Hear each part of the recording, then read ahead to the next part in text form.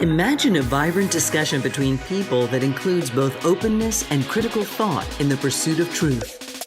The Purchasing Truth podcast is an experience, a journey, an exploration of the impact that negative messages in politics and the media have on our families, community, society, and nation.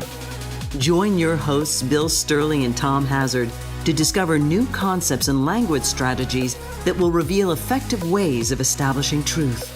This podcast series will tackle current events, leadership challenges, healthcare confusion, integrity in business, and many other areas that affect us all. Gain clarity and understanding of the various truth perspectives. Welcome to Purchasing Truth.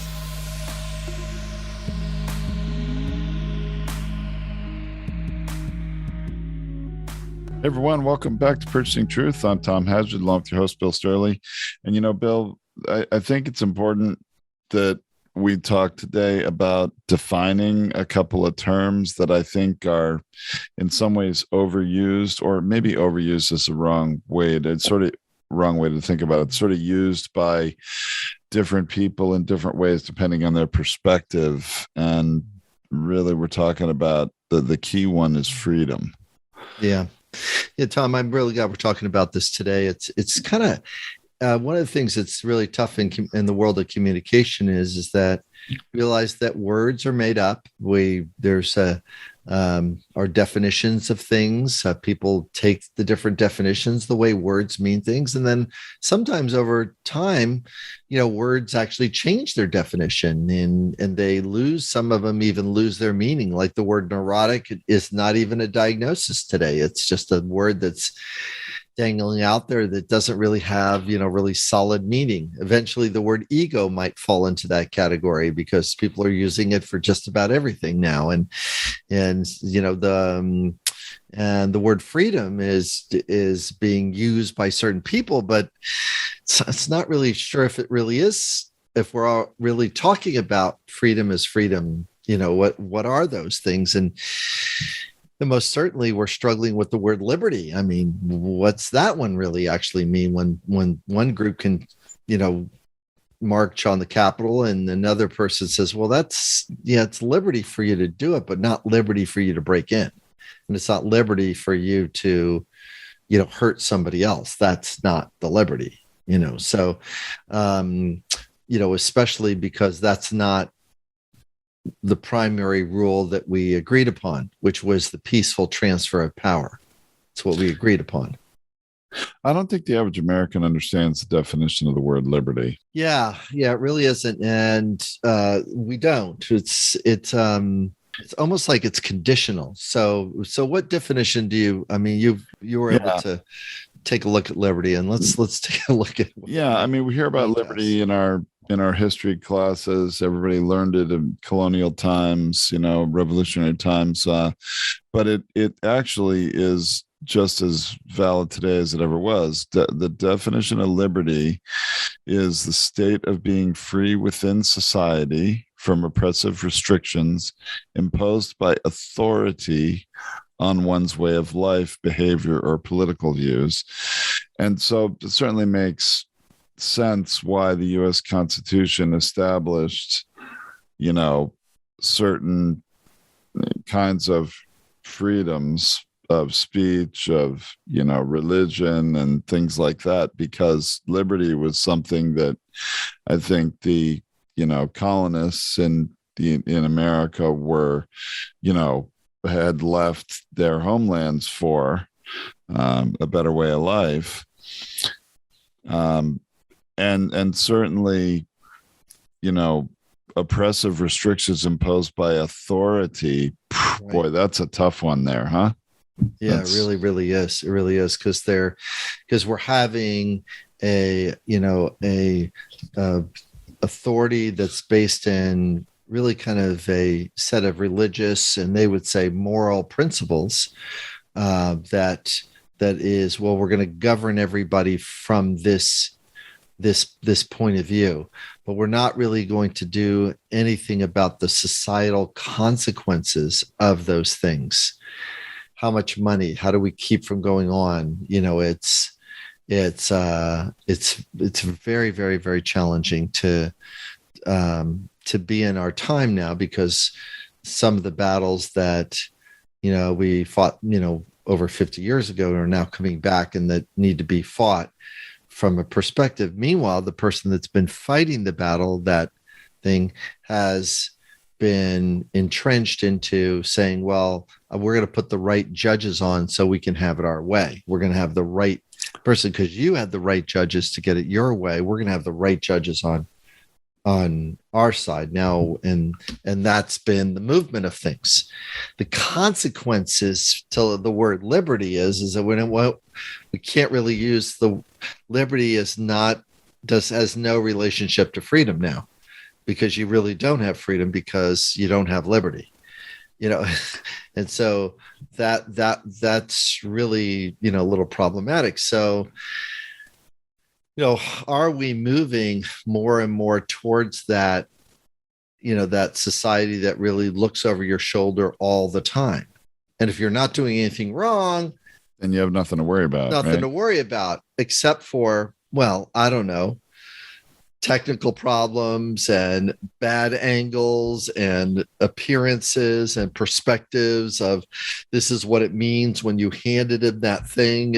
No, it doesn't. There's not that perspective, that we've lost that ability to be compassionate or have aware. We're just trying to catch the wrongdoers, and who's going to be the next group of wrongdoers? Well, whoever doesn't fit our view of whatever moralistic thing is that of the person in charge, not necessarily what is a human right.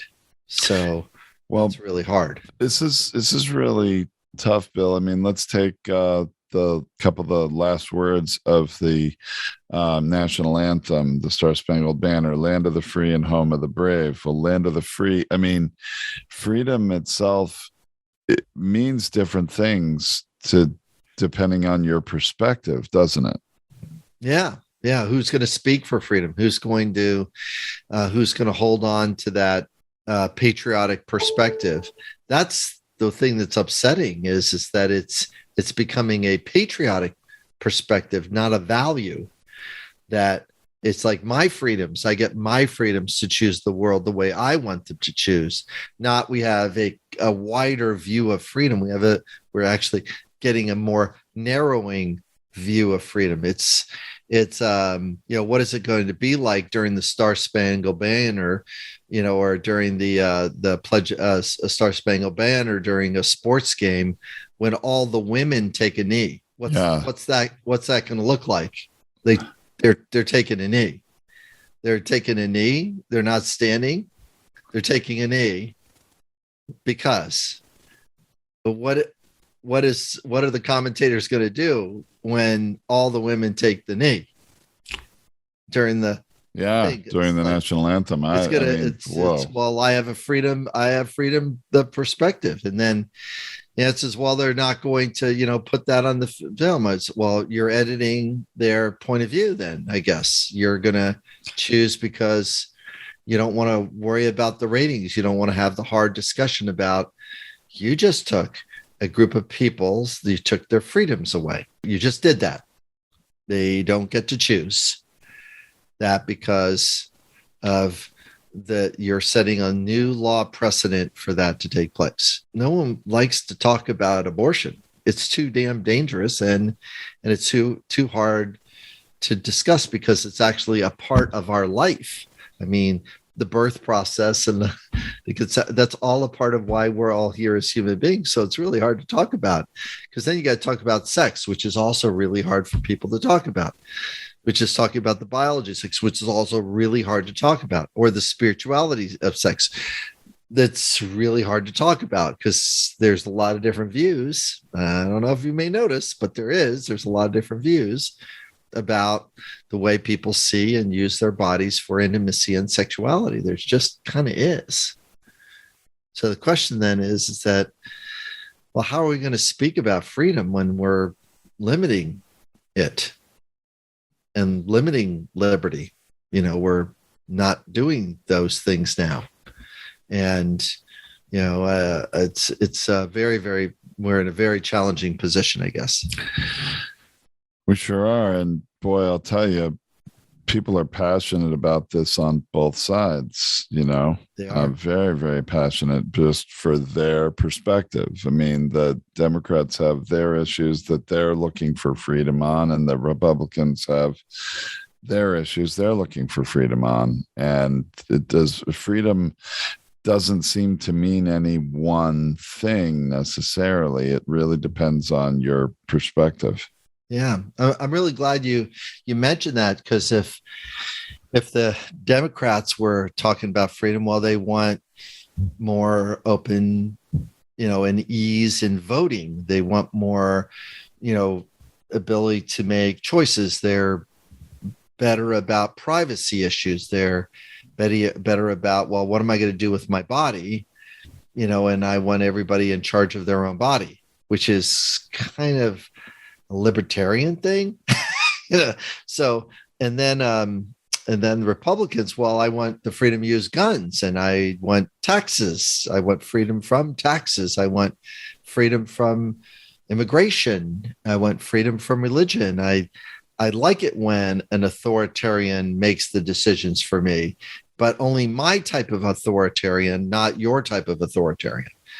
I would like the strong father figure that is angry, but, might not be truthful all the time. I like that guy. I don't want the other guy that, is angry about stuff that I don't agree with. I don't want that guy. So, I mean, our accountability and our words, liberty are the casualty in this discussion, because we can't have a truth discussion about the impact, because we're avoiding the long-term consequence. We've got to look at the long-term consequence of this. Does the state want to take the responsibility for the long-term consequence of a woman who doesn't want to have a child? Are they going to put a full-out, robust adoption system, social service system in place? I think what I just said is, are they going to put a robust adoption system in place for children who weren't aborted, but they are now alive in the world, and the state will take over it because they respect life and they want life to take place? Yeah, you had sex with somebody you don't really want, but now we've got a child because we believe that all life is precious, and therefore we are going to put our money where our mouth is. That's one thing that is not taking place, putting a person's money where their mouth is. No, I mean, definitely those that are advocates of, restricting or eliminating abortion generally are also aligned with not wanting to spend money on social programs to support that child once the child is here in the world, or the mother who needs to care for the child, not providing support for childcare so the mother can work and be a productive member of society, all sorts of different things. This gets very complex. And, Yes. Freedom from, an oppressive law, if that's your perspective, that makes abortion illegal because you believe every life is precious and should come into the world, then you'd think you would be supportive of taking care of that life, supporting that mother and that child to the fullest extent possible, once they're here in the world. Yeah. That doesn't seem to happen. No, it doesn't. And what's going to be a fair price for an adoption? For what is the capitalist version of adoption? Is to we're going to set up businesses that are going to handle the excess people, the 3,500 abortions that happen in Mississippi, for example, per year. Okay, well, they can't do abortions anymore, so they got 3,500 children, human beings, You got to care and feed for them. I guess that they're saying, well, what are you going to buy and sell those children for? Now, look at how crass I am right now. Did you see how it shifted into buy and sell children? What are you talking about? Well, if the state's not going to do it, but capitalism is going to do it. Well, has anybody seen, the profit margin on a on a human being? It gets really weird, because it's like, wait, but and there's the expectation, I think, in the mindset of liberty and freedom is that God's going to provide liberty and freedom, and the person's going like, there's no economics for this, and there's a good reason why the nation doesn't have a lot of adoption and orphanages around the nation. We don't have a lot of orphanages because we don't have a lot of orphans. We don't have a lot of full-term children that are quote unquote unwanted. It's like really hard stuff. We don't have a social service network and a foster care industry that's vibrant and loving and caring and supportive fully, or the health services that go with it. I mean, we're in a bit of a bind on this one, and so it's going to be interesting to see how it plays out. But it's, how do we, when we do speak truth with this and we do purchase truth back, it's going like, well, this is a gray area for adults. This is not a impulse that we then pray about. This is, how do we face this one and really put our social what's best for the nation hat on here. So very, very complex thing. And when you think about it, Tom, it trickles to all the different choices that we can lose, and as our society changes, is the disparity going to continue between the rich people that have access to the system and the poor people that don't have access to the system? Yeah, Bill, that's actually a very good point, and reminds me of an experience that I have just had in the last 48 hours of before we're recording this, that really comes to this issue of choice in a different way, and also of really, I think, the danger of creating a bigger divide between those that have means and opportunity and those that don't.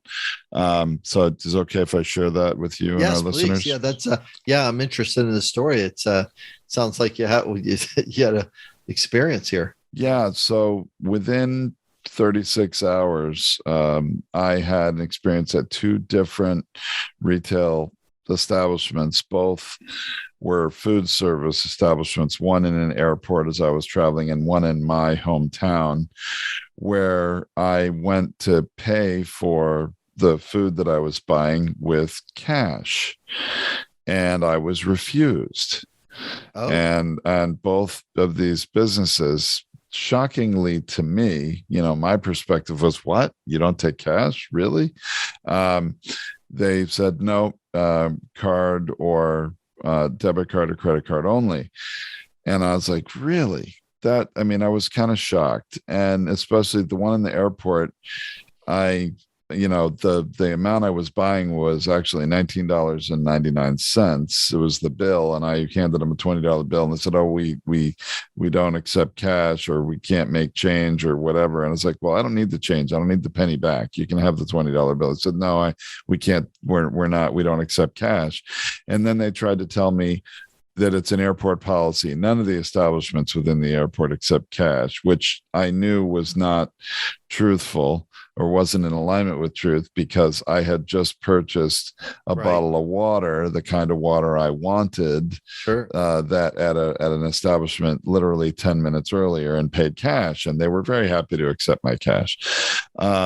So that was true. So it made me annoyed and angry at the time. And it's not, look, I have means. I have credit cards and debit cards, and I could pay that way, but I wanted to use my cash, and they wouldn't accept it. So I was very displeased, to put it mildly, with that. And that was the first time. The second time in my hometown, I'm going to buy what was a rather expensive iced tea at an establishment. It was $4.55. Such a small amount of money. It's like, yeah, I'll just use some cash.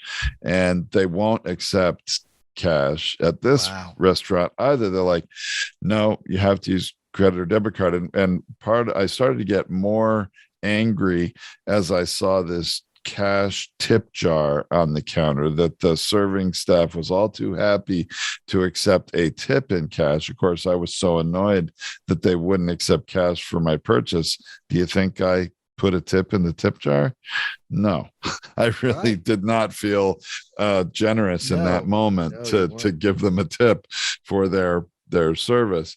And I was thinking about this, as a patron, as a person, my choice was taken away for how I wanted to make payment. Sure. And I start looking at, it from maybe a technical perspective, and on every printed, dollar bill, $5 bill, $20 bill, every bill in the United States, there's a statement that says legal tender for all debts, public and private. Right. Like, damn it, we're in America. I should be free to pay however I want to pay. Right.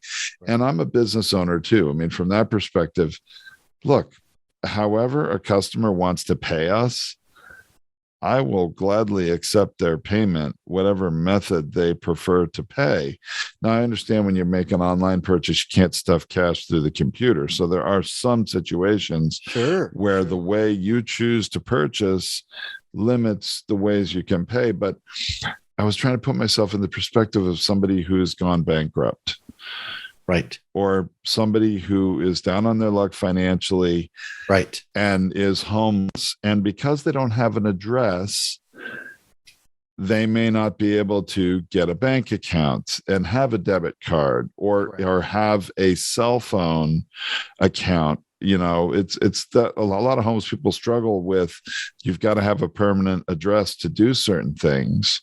Right. And so how would that hurt our society to not allow people to pay with cash? Those that really cash is their only means of paying for something.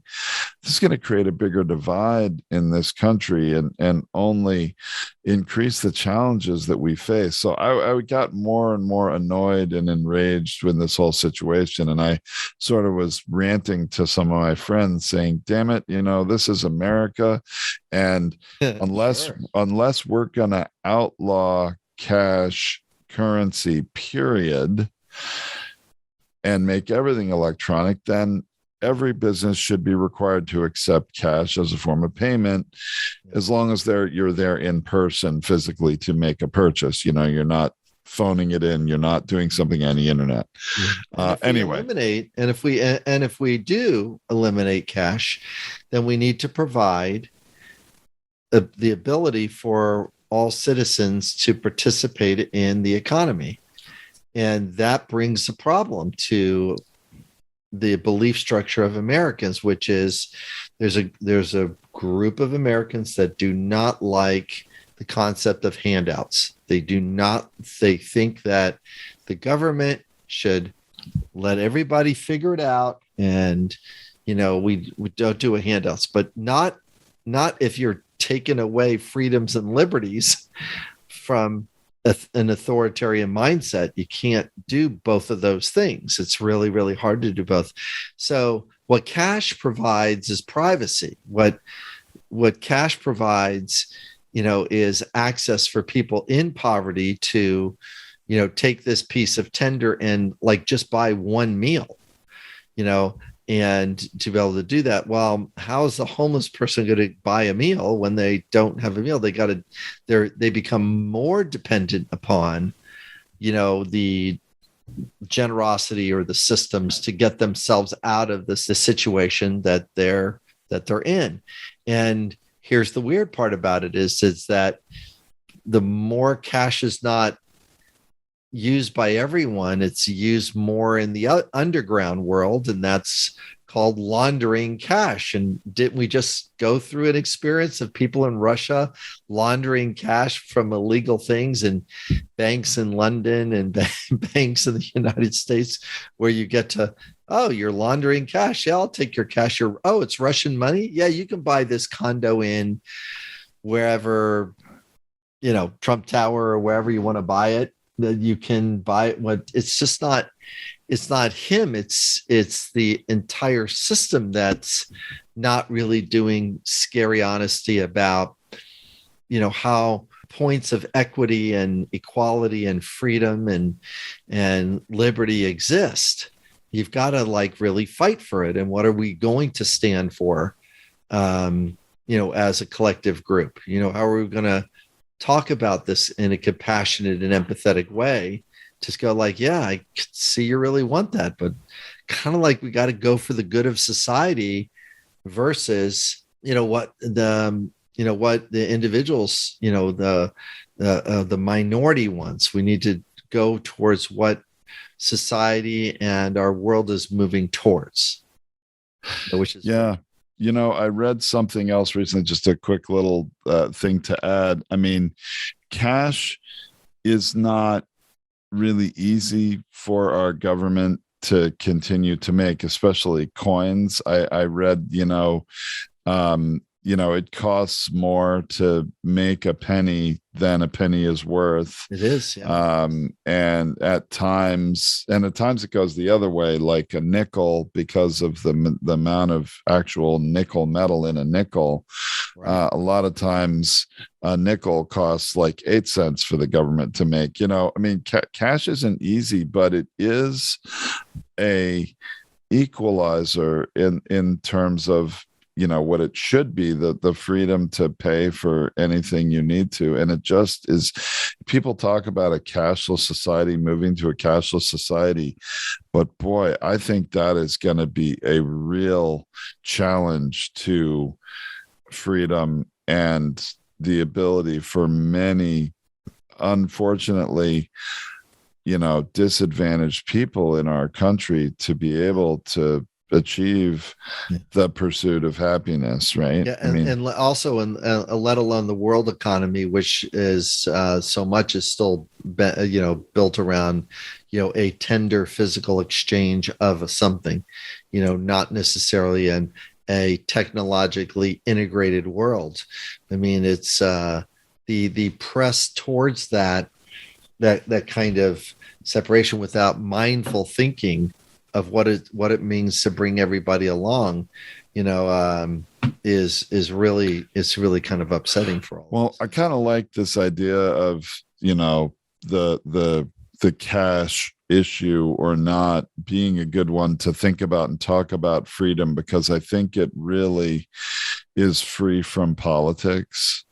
Which, I mean, as we were talking about the word freedom, and that's defined different ways. What does freedom mean to you? What does freedom mean to me? Depends very much on your perspective and maybe your individual values. Right. Doesn't have a global definition. But this, the issue of having cash or not, I think is one more of us can understand the complexities of that, positive and negative. I mean, yeah, it's like a political safe ground to actually talk through the and just privacy. It's do I want everything I pay for when I'm doing something privately, I pay for cash and it's not recorded anywhere. Yeah. Do I want that digital footprint of everything that I've done to exist? And yeah, if I go into Probably Target, not. If I go into Target with my credit card, everything that I purchased is assigned to that and my phone number and my email,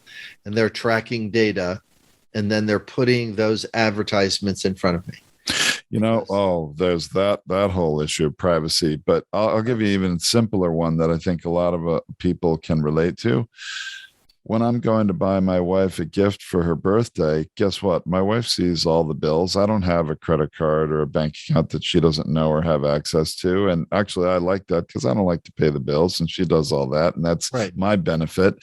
But the tough part is, if I want to buy something that's a surprise for her birthday, I would want to use cash and go pay for something, right, so that there is no trail and there is this element of surprise that's real when I give it to her. I mean, there are some I know people might think, oh, only people that are doing nefarious things or doing things they shouldn't do would need cash. And that's not true at all. Privacy can be on a very practical level, like totally. Surprise for someone's birthday. Yes, just something, those kinds of things. Privacy is not in the Constitution, so we have some problems coming up. Abortion's not in the Constitution, neither is privacy. So conservative or quote unquote conservative or authoritarian person can take a swat at that angle of things to crank down on privacy pieces. And there are people that say, oh, Constitution's everything. There are, and I mean, that is a written document, and it was written, and it does have some really good tenets in it that we want to follow through. But we're also a modern and developing society that we've got to wrestle with our authoritarian and our nature of how we can be hijacked into losing things like freedom and liberty. And we just don't know it. We just don't know that we're losing freedom and we're losing liberty. We're losing accountability. We're losing things, it's like, people aren't paying for things that they do wrong because accountability is not evenly distributed throughout society. Just kind of isn't. It's sort of like who's got the most money gets to pay for whatever accountability they want to do. Is that what's the way? Or the freedom from accountability they might be looking for.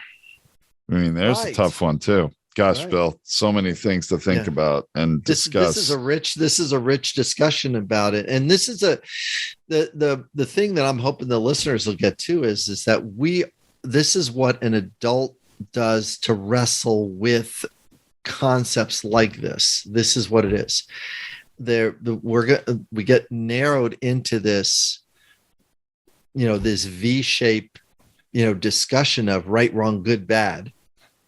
Instead of going like, hey, I think there's nuances here, and what's best for now, and let's go that way. And what's best for the group, maybe that would be like voting. So, Tom, we have a lot more to talk about in this area for sure. But I sure enjoyed today's discussion, Bill. Thanks so much. Yeah. Thanks, everybody. Thank you for listening to this Purchasing Truth podcast. We trust that you have enjoyed this engaging and thought-provoking conversation. Our hope is that you've received value, found clarity, and broadened your truth perspective in this episode. If you did, leave us a review or visit our website, purchasingtruth.com. Join us again for another informative and content-rich discussion here at the Purchasing Truth podcast. Don't just accept whatever information comes your way. Join the discussion. Discover your own voice. Purchase your own truth.